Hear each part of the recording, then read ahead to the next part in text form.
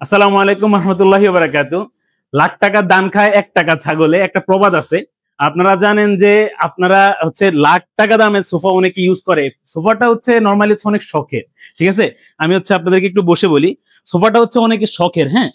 দেখা যাচ্ছে যে বাসার মধ্যে সোফা আপনি ইউজ করতেছেন, সোফা নিয়ে আসছেন, কিন্তু আপনার বাচ্চা থাকতে পারে, আপনার গেস্টরা আসতে পারে, বা আপনার গেস্টের হচ্ছে বাচ্চা-কাচ্চা থাকতে পারে। ওরা হচ্ছে আপনার নাস্তা খাওয়ার সময় বা খাবার খাওয়ার সময় কি করবে?